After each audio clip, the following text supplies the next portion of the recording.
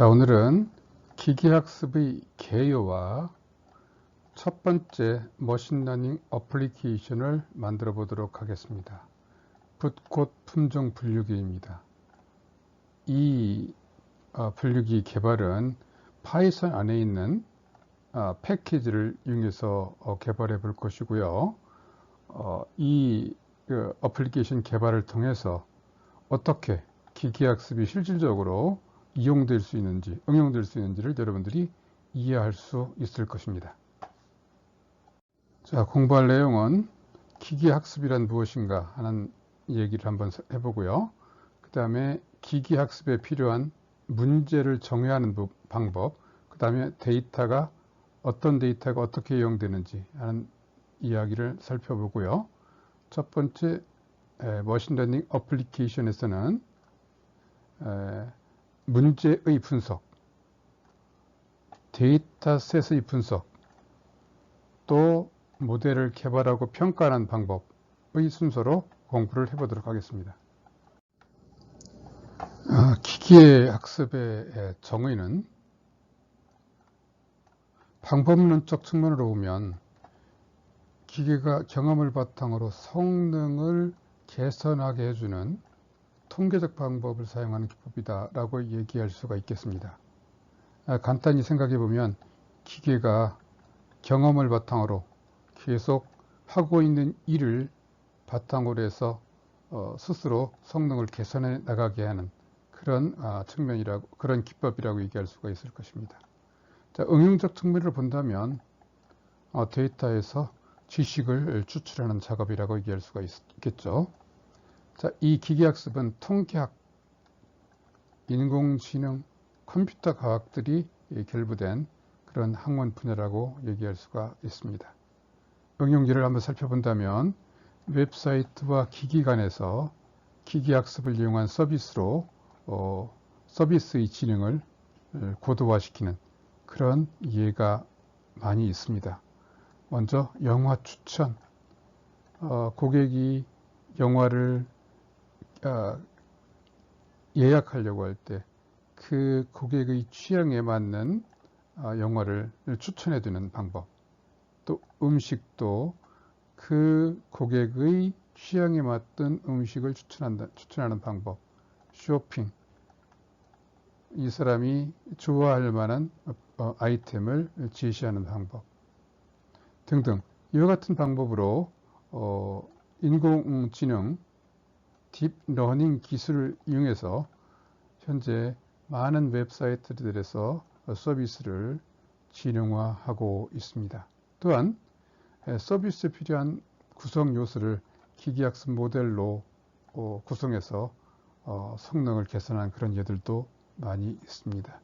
페이스북이라든가 아마존, 넷플릭스 같은 복잡한 웹사이트들에서는 기능별로 필요한 부분에 머신러닝 모델을 만들어서 서비스 성능을 고도화시키고 있습니다. 또 간단하게 역사를 본다면 먼저 규칙 기반 전문가 시스템, 롤 베이스드 익스퍼트 시스템이 한때 그 인공지능의 중요한 성공 사례였습니다. 이 기술은 특정 분야 전문가들의 지식에 기반하여 전문가들의 지식에 기반해서 규칙을 만들어 전문가와 같은 지능을 구현한 시스템이라고 말할 수가 있겠습니다. 이때 if, else와 같은 논리 구조를 이용해서 지식을 구현한 예입니다. 물론 이러다 보니까 고차원적인 지식을 표현하는 데는 한계가 있겠죠.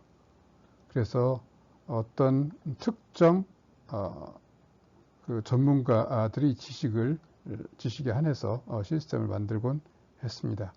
결정에 필요한 로직은 한 분야의 직업에 국한될 수밖에 없었죠. 더 큰 시스템을 만드는 것은 어려웠습니다. 작업에 조금만이라도 어떤 지식에 조금만이라도 어떤 변화가 있다고 한다면 전체 시스템을 다시 개발해야 하는 그 문제도 있었습니다. 어쨌든 기계학습이 활발히 연구되기 전까지는 전문가 시스템이 인공지능의 중요한 성공 사례였습니다. 얼굴 인식의 예제를 본다고 한다면 이미지에서 얼굴 찾기 예제인 경우입니다. 이 경우에 2011년 전까지는 불가능했다. 왜? 컴퓨터의 픽셀에 대해서 규칙, if, else와 같은 규칙을 이용해서 A라는 사람의 얼굴이고 B라는 사람의 얼굴이고 이런 식으로 로직을 만든다는 것은 불가능합니다. 이건 사람이 이런 식으로 하고 있지 않지요. 그래서 이 문제는 머신러닝, 기계학습, 딥러닝의 기법이 도입되면서 문제가 해결되었습니다. 이와 같은 기계학습은 어떤 능력을 가지고 있을까요? 알려진 사례를 바탕으로 일반화된 모델을 만들어 의사결정 프로세스를 자동화할 수 있다. 알려진 사례를 바탕으로 모델을 학습을 시키면 이 모델이 일반화가 되면 알려지지 않은 데이터에 대해서도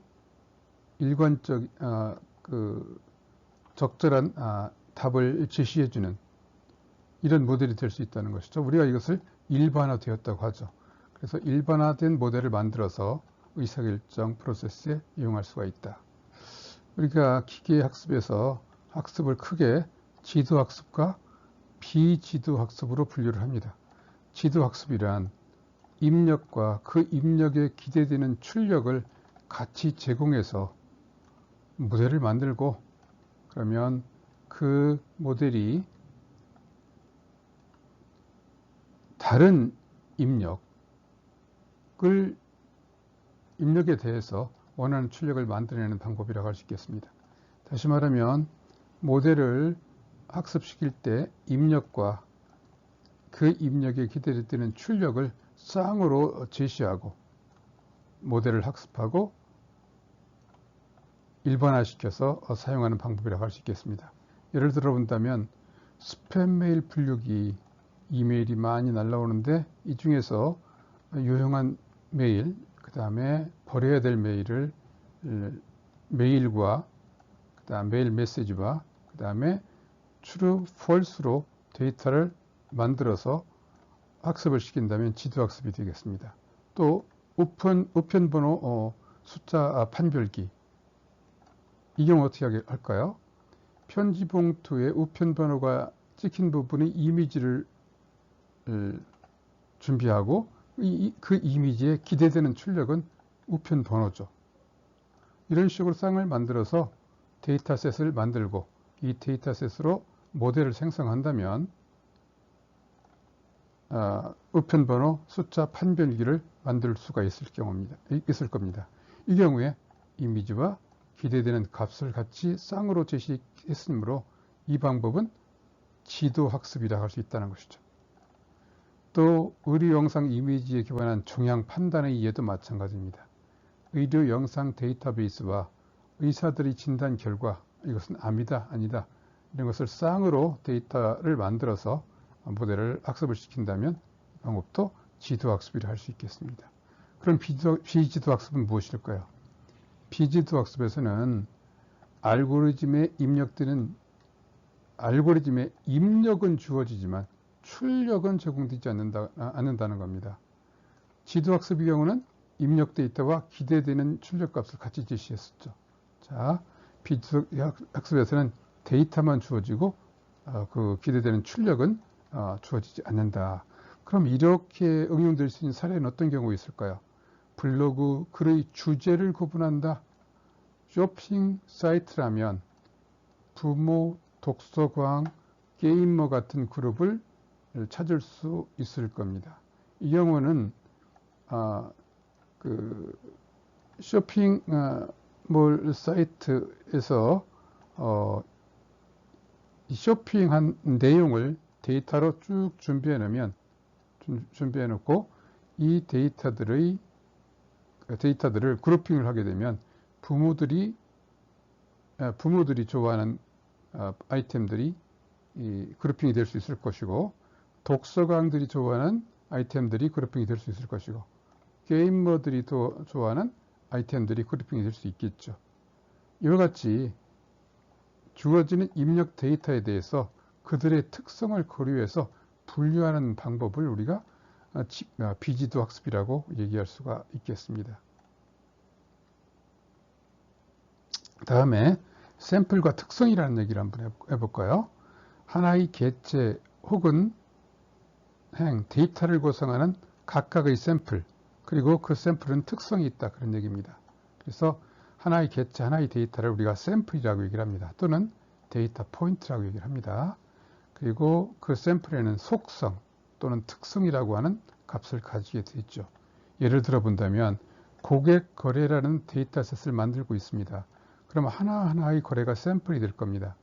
그리고 그 샘플은 고객 이름과 나이와 성별, 계정 생성일, 온라인 쇼핑몰에서 구매한 빈도수, 구매한 품목 등등의 정보가 샘플의 각각의 특성이 될 것입니다. 그래서 하나의 데이터를 우리가 샘플이라고 얘기하고요. 그 다음에 그 샘플들은 이와 같은 특성에 의해서 구성이 된다. 특성으로 구성이 된다. 이렇게 말할 수가 있습니다. 자, 문제와 데이터 이해하기를 하겠습니다. 우리가 어떤 문제를 해결하고자 할 때 그 문제를 정확하게 정의를 해야 된다는 것이고요. 그리고 그 문제를 해결할 수 있는 방법이 기계학습으로 될 수 있을 것인지 따져봐야 된다는 거고요. 그 다음에 이 문제를 해결하기 위해서 어떤 데이터셋이 필요한지, 그리고 그러면 그 데이터셋으로 우리가 모델을 만들게 될 겁니다. 만든 다음에는 이 모델이 얼마만한 성능을 갖는지 평가하는 이런 절차를 우리가 거쳐서 문제가 해결이 된다. 문제를 해결해야 된다, 그런 얘기죠. 자, 먼저 문제의 정의. 어떤 질문에 대한 답을 원하는가? 가지고 있는 데이터가 원하는 답을 줄 수 있는가? 문제가 무엇인지를 정확히 하자, 그런 얘기죠. 그 다음에 이 문제는 기계학습으로 해결할 수 있는지, 이 질문을 기계학습의 문제로 가장 잘 기술하는 방법은 무엇인가 하는 부분. 다음에 데이터셋, 이 문제를 해결하기 위해서 샘플은 무엇이고 이 문제를 풀기 위해 충분한 샘플들이 모아져 있는가. 다음에 내가 추출한 데이터의 특성은 무엇인가, 각 샘플은 어떤 특성들을 가지고 있는가, 이런 문제. 다음에 데이터가 준비가 되면 이와 같은 바탕에서 샘플들이 준비가 되면 문제 해결을 위해서 이 샘플들은 가능성이 있는지 없는지 분석을 해보는 과정이 데이터셋을 이해하는 과정이라고 할 수 있겠습니다. 자, 이 데이터를 가지고 판정이 됐습니다. 데이터를 분류할 수 있겠다고 판정이 되면 모델을 만들겠죠. 그리고 학습하겠죠. 학습이 끝나면 평가를 해본다는 것이죠. 기계학습 애플리케이션의 성과를 어떻게 측정할 것인가, 어떤 방법을 평가할 것인가, 이런 방법으로 할 것인가 등등등등, 매트릭스는 뭘로 할 것인가, 이런 것들을 우리가 이해를 해야 된다, 그런 얘기입니다. 그리고 문제 해결에 있어서 문제를 정의하고 해결 방법이 어떤 것인가 분석하고, 그 다음에 데이터셋은 샘플, 특성은 어떤 것들을 이용해야 되는지, 그리고 문제 해결이 가능한지 모델을 만들기 전에 사전 분석을 해본다, 그런 얘기죠. 그리고 데이터셋을 가지고 모델을 만들고 그 다음에 평가를 하는 과정을 거치게 된다, 그런 얘기입니다. 자, 이제는 첫 번째 머신러닝 애플리케이션, 붓꽃 품종 분류기를 한번 만들어 보겠습니다. 먼저 문제의 정의를 해야 된다고 그랬죠. 자, 문제는 뭡니까? 붓꽃의 품종 분류기입니다. 붓꽃의 품종 분류, 이 분류기를 개발하는 것이 문제입니다. 이 문제의 정의입니다. 자, 그러면 붓꽃의 품종? 그럼 무엇이 있는데요? 여기 보면 버시칼라, 버지니카, 세토사, 세 종류의 붓꽃이 있답니다. 실제로는 더 많이 분류될 수 있는데 가장 대표적인 붓꽃이 지금 세 종류가 있습니다. 그래서 이게 어느 붓꽃인지, 자, 이것이 버시칼라, 버지니카, 세토사, 우리 눈으로 보면 거의 비슷합니다. 그런데 품종이 다른 품종으로 분류가 됩니다. 자, 그러면 뭐 전문가들 입장에서 본다면 분류를 해야 될 겁니다. 자, 어떻게 분류할 수 있을까? 자, 문제는 정의가 됐어요. 품종을 분류하는 것이다. 세 개의 품종을 분류한다. 정의가 됐습니다. 자, 그럼 데이터셋을 준비를 해야 되겠죠. 자, 특성을 생각한다. 뭐냐? 종을 구분질 수 있는 특징이 뭐냐? 어떤 특성이 있느냐? 그래가지고 관찰을 해보니까 꽃받침과 꽃잎의 두께와 길이가 품종에 따라서 다르다는 것을 확인했습니다. 이것을 우리가 꽃받침이라고 하고요. 이것을 꽃잎이라고 합니다. 꽃받침이고 이것이 꽃잎이겠죠. 꽃잎이라 합니다. 그러면 꽃받침과 꽃잎의 그 두께와 이 두께와 길이가 품종별로 다르다 하는 것을 관찰을 해서 찾아냈다는 거죠. 자, 그러면 이제 데이터를 준비를 합니다. 어떻게 해요? 꽃받침, 세팔, 랭스, 세팔 위드스, 페탈, 꽃잎 길이, 꽃잎 위드스 이런 식으로 해서 4개의 값, 하나의 샘플에 대해서 4개의 값을 얻어낸다는 거죠. 그래서 얻어진 결과가 이와 같은 형태가 된다는 것입니다. 지금 세팔, 꽃받침의 길이와 꽃받침의 두께, 꽃잎의 길이와 꽃잎의 두께, 버시칼라라는 품종에 대해서 관찰을 해봤더니 이렇다는 것이죠. 또 그럼 버지니카라고 하는 이 버지니카라는 품종에 대해서 데이터를 수집을 해보자. 2.7, 2.3, 3.0, 3.1, 3.3이더라. 세토사이트 해보자. 했더니 이와 같은 크기가 이제 관측이 됐어요. 수집이 됐습니다. 자, 그러면 실제로 기계학습에 사용하려면 이 품종 이름은 코딩을 해야 되겠습니다. 그래서 버시칼라는 0, 버지니카는 2, 세토사는 1이라고 이렇게 코딩을 해서 이런 데이터를 만드는 작업이 데이터셋을 생성하는 작업이 되겠습니다. 자, 이와 같이 데이터셋의 준비가 끝나면 준비된 이 데이터셋으로 과연 품종을 분류할 수 있는지 먼저 분석을 해봐야 되겠습니다. 샘플을 채취하여 샘플의 특성으로 종을 분류할 수 있는지 가능성을 분석한다는 것입니다. 산점도를 만들어 보는 방법이 가장 용이한 방법입니다. 종별로 군집화가 가능한지를 확인한다. 자, 어떻게 하는지 이 간단한 예를 살펴보도록 하겠습니다. 이 경우는 하나의 산점도를 만들어 본 예가 되겠습니다. 요 가로축이 페탈 랭스입니다. 요 페탈 랭스죠. 이쪽이요. 그 다음에 세로축이 페탈 위드스입니다. 이렇게 위드스입니다. 자, 그러면 한 가지만 보면요. 요 세토사 품종의 경우에 1.9, 1.9죠. 그러면 요게 1.9고 요게 1.9라고 볼 수가 있겠습니다.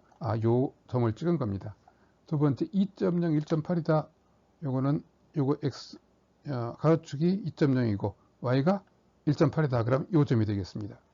요 같은 방법으로 준비된 모든 데이터에 대해서 점을 다 찍는 겁니다. 이걸 우리가 산점도라고 합니다. 그리고 그 주어진 점의 색깔을 요 타켓의 0, 1, 2에 따라서 다른 색을 찍은 것이죠. 이렇게 해놓고 보면 세토사는 노란색이 여기가 군집되어 있고, 그 다음에 버시칼라 품종은 중간 부분에 이렇게 분포가 되어 있고, 버지니카 품종은 이렇게 세모로 분포가 되어 있다는 것을 알 수가 있습니다. 자, 이와 같이 준비된 데이터를 가지고 이와 같이 산점들을 그려놓고 보면 품종이 이와 같이 군집화가 되어 있다고 한다면 분류할 수 있다는 겁니다. 자, 이렇게 분류하고 이렇게 선을 만들어서 이 선에 이쪽에 있으면 이것은 세토사, 이쪽에 있으면, 그리고 이거보다 안쪽에 있으면 버시칼라, 이거보다 바깥쪽에 있으면 버지니카, 이런 식으로 우리가 분류할 수가 있겠습니다. 자, 그러면 이런 직선만 만들 수 있다면 할 수 있겠다. 아, 방법이 있겠구나. 분류가 가능하다 하는 것을 우리가 알아볼 수가 있겠습니다. 자, 그럼 실제로 붓꽃 데이터셋을 한번 분석을 해보자. 어떻게? 파이썬 패키지에 준비되어 있는 붓꽃 데이터를 다운로드하고 이 데이터로 산점도를 작성해서 분류 가능성을 분석해 봅시다. 사실 데이터도 이미 준비가 되어 있습니다. 파이썬 언어에 sklearn.dataset의 패키지 안에 load iris라는 함수를 호출하면 데이터셋이 리턴이 됩니다. 그리고 이 데이터셋은 딕트형, 파이썬의 사전형의 데이터로 리턴이 되는데요. 그 데이터에는 다음과 같이 데이터 키, 타킷, 타킷 네임스, 디스크립션, 피처 네임스, 파일 네임 이런 식으로 하나, 둘, 셋, 넷, 다섯, 6개의 키가 있고 각각에 대해서 데이터를 또 가지고 있습니다.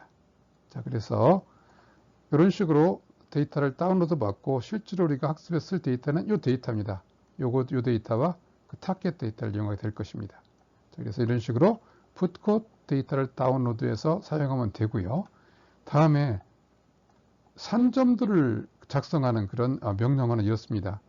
판다스라고 하는 패키지 안에 플로팅 속에 스캐터 매트릭스라는 함수가 있습니다. 이 함수에다가 아이리스 데이터셋 지금 만든 요거죠. 요거에 딕트형 데이터셋을 떼서 데이터와 그 다음에 타켓을 넣어주고요. 넣어주고 그 다음에 이런 식으로 파라미터를 입력을 해주면 제가 산점들을 그린다는 겁니다. 이 얘기는 다음 슬라이드에서 자세히 보도록 하죠. 자, 지금부터는 실제 파이썬 코드를 이용해서 실행될 수 있는 코드를 완성해 나가도록 하겠습니다. 제일 먼저 sklearn이라고 하는 패키지를 임포트를 하고요. sklearn.dataset.loadiris 하면 붓꽃 데이터가 iris dataset이라는 변수 안으로 넘어오게 됩니다.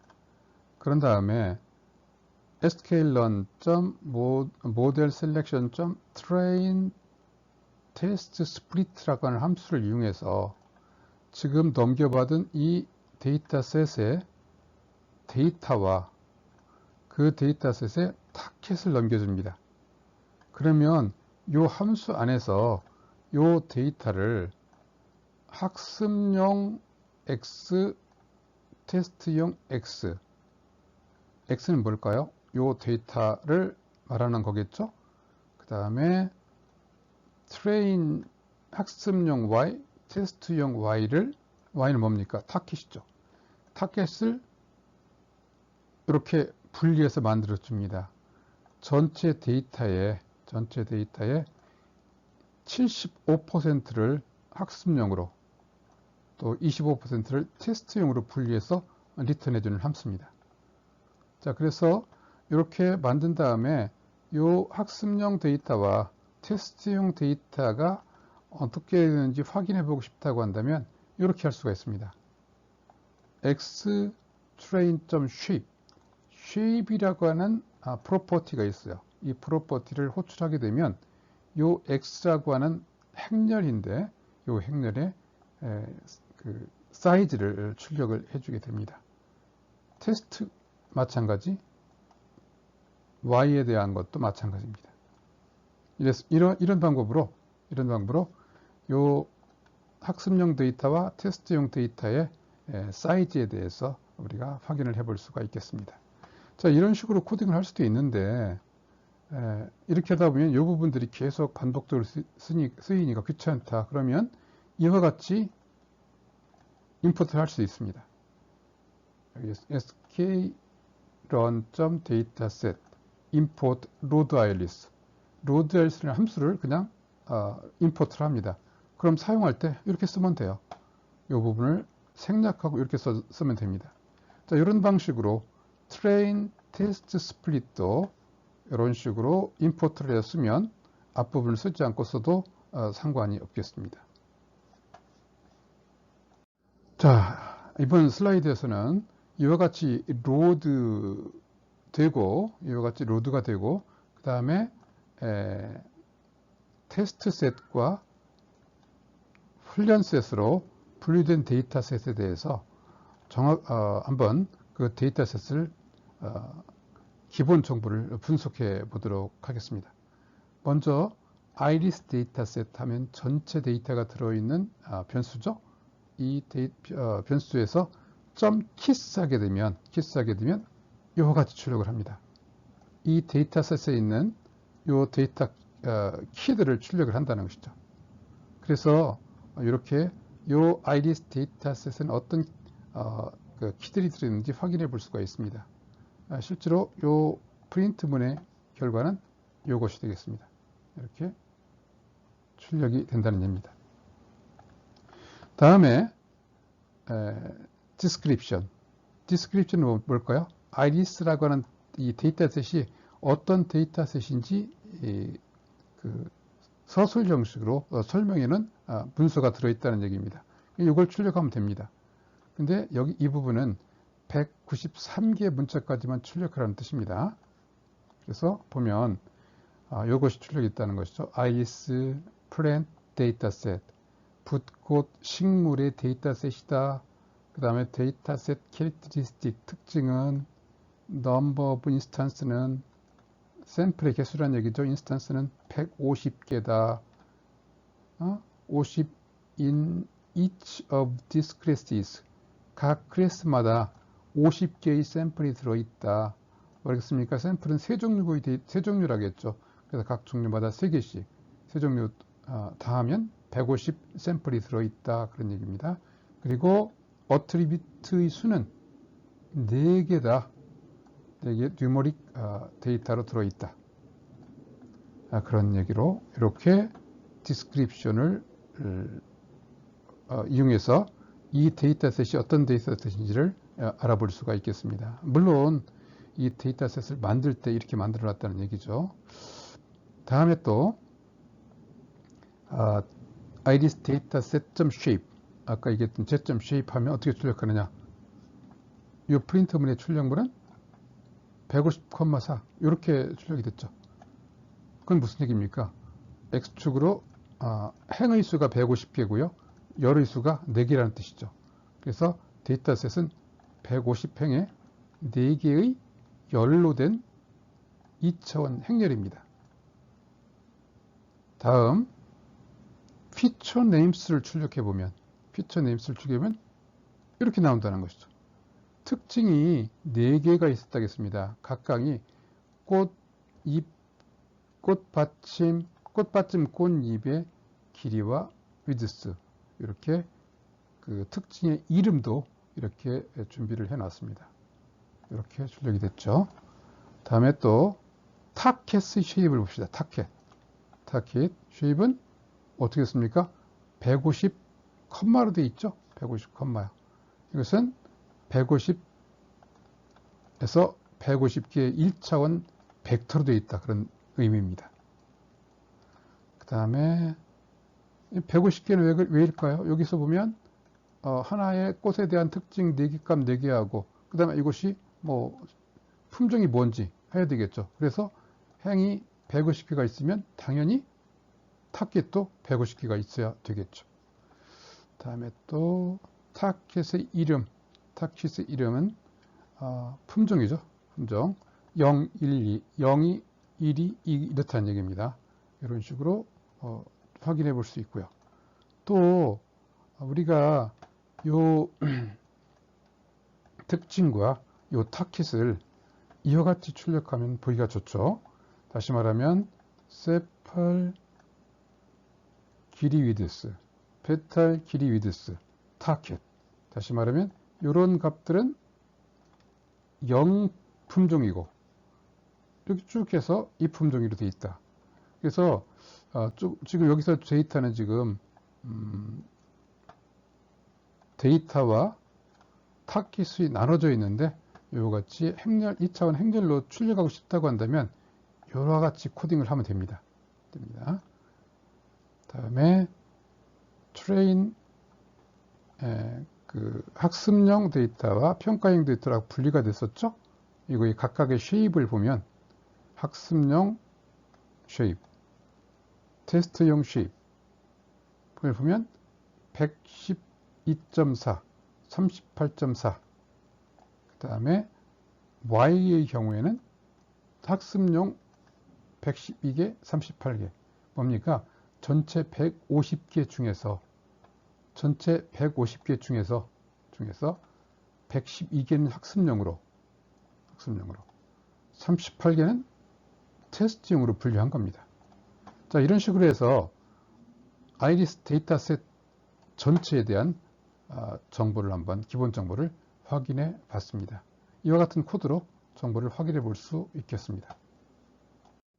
자, 그러면 이와 같이 아이리스 다운로드한 아이리스 데이터의 데이터를 과연 분류가 가능한 데이터인지 3점들을 이용해서 한번 분석을 해봐야 되겠죠. 코딩입니다. 제일 먼저 Xtrain 학습용 데이터 X와 그 다음에 Feature Names 피처가 4개로 되어 있었죠.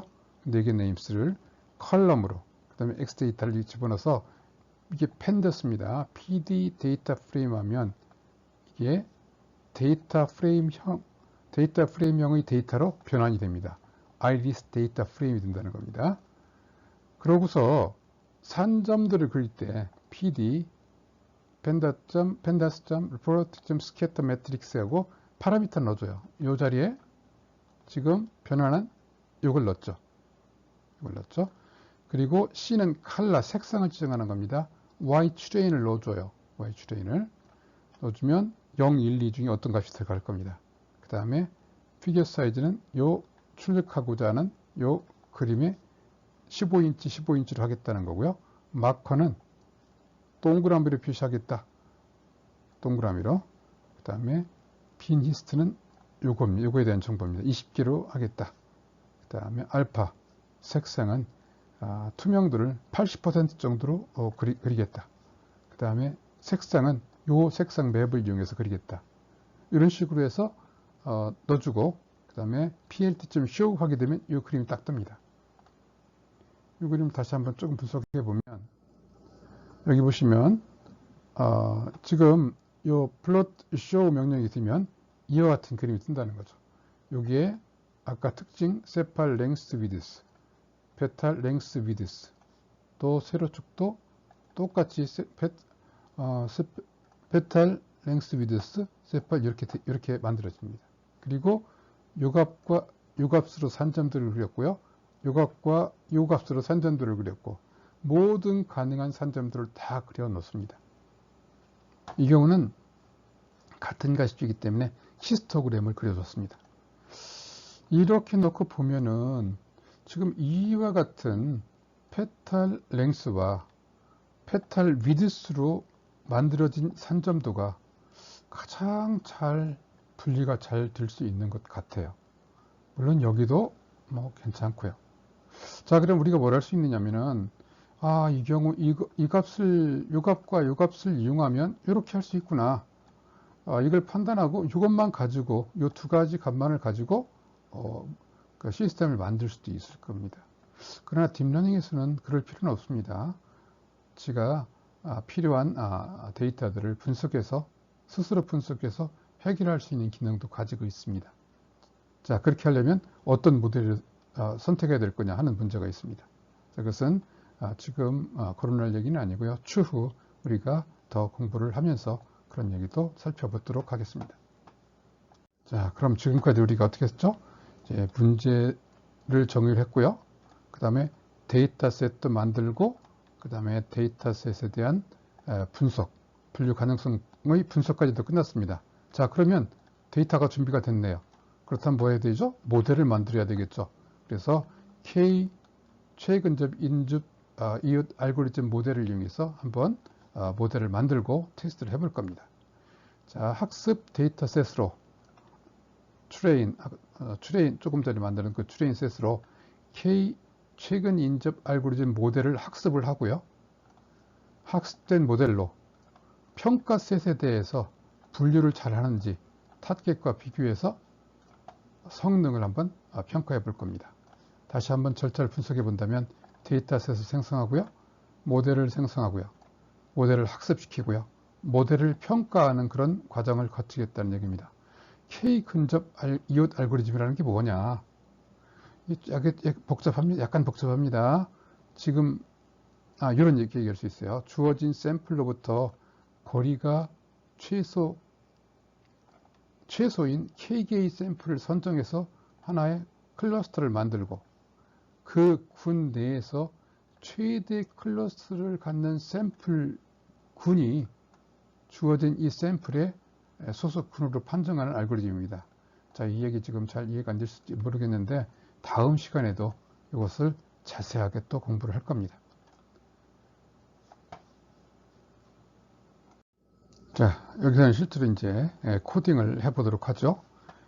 자, 이런 식으로 이것부터 먼저 보겠습니다. 여기 보시면 이렇게 패키지를 import kneighbors classifier를 요 모델을 임포트 하고요.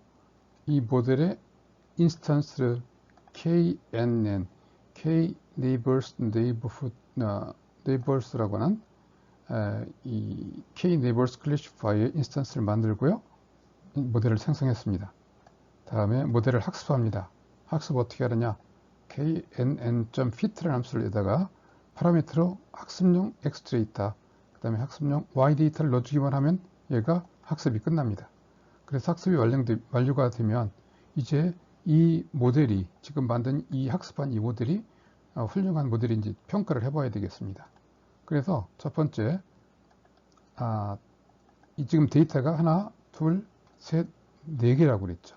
그래서 요 데이터 학습에 사용했던 데이터의 포맷에 맞도록 4개의 특성을 갖고 그 다음에 괄호인 2차원 형태의 데이터를 만들어서 넣어주면 얘가 예측을 합니다. 하나의 값을 예측을 해요. 0이면 0 또는 1이요. 이것이 만약에 세토사 품종이다 그러면 0으로 할 겁니다. 이런 식으로 출력해 준다는 거죠. 다음에 하나의 샘플에 대해서 몇몇 개의 샘플에 대해서 결과를 해볼 때는 이 방법을 쓰고요. 프레딕트를 쓰고요. 스코어라는 함수가 또 있습니다. 이 함수는 전체 테스트 데이터와 전체 그 타켓 데이터를 넣어주면 지가 그냥 정확도를 출력을 해줍니다. 자, 이런 식으로 해서 코딩을 하면 됩니다. 여기에 있는 이 코드는 이렇게 출력이 나오도록 하기 위해서 근데도 이 코드가 조금씩 들어 있습니다. 이런 식으로 프린트 했고요. 모델 생성했고요. 학습시켰고요. 그 다음에 이런 식으로 해서 샘플 데이터 하나를 만들고 그 KNN 모델의 프리딕트 함수에 넣어서 예측값을 뽑아냅니다. 뽑아냈더니 0이라고 나왔어요. 테토사라고 나왔다는 얘기입니다. 그래서 예측 프린팅을 또 한번 해봤습니다. 그래서 예측 여기서 보시면 예측 요것으로 예측을 해봤더니 0이라고 예측이 됐더라. 세토사라고 나왔다. 그런 얘기죠. 그래서 이제 0이 이게 0, 1, 2, 3, 4로 예측이 되는데 0이 품종 이름이 뭔지 알고 싶다. 그러면 iris 데이터 때 타켓 네임에 괄호하고 지금 연결된 0이면 0 또는 1을 넣어주기만 하면 됩니다. 그러면 얘가 이런 식으로 세토사라고 출력을 시켜줍니다. 또 predict라고 하는 함수를 이용해서 ypred 이거는 테스트 전체를 넣어준 거네요. 테스트 데이터 전체를 넣어주면 얘가 이거에 해당되는 ypred를 출력시켜보면 이렇게 출력이 됩니다. 이게 38개죠. 각각의 샘플에 대한 예측값을 쭉 출력했습니다. 자, 그럼 이게 다 맞았나? 뭐가 비교해야 될까요? y 테스트, 이게 실제 타깃 값이죠. 이거하고 비교를 해보면 몇 개는 맞지 않았다는 겁니다. 왜? 97%가 나왔으니까요. 자, 이런 식으로 해서 분석을 해볼 수가 있습니다. 다시 한번 정리를 하면 이런 식으로 K-Neighbors Classifier라고 하는 모델을 임포트를 하고요. 거기에 인스턴스 KNN을 만들고요. 그 다음에 kn.fit 학습용 데이터 넣어서 학습을 시키고요. 그 다음에 평가, 성능평가, 스코어 함수를 하면 된다는 겁니다. 자, 지금 한 얘기를 다시 한번 요약해 보겠습니다. 제일 먼저 데이터셋을 생성해야 된다. 모델을 생성해야 된다. 모델을 학습한다. 그 다음에 평가한다는 겁니다.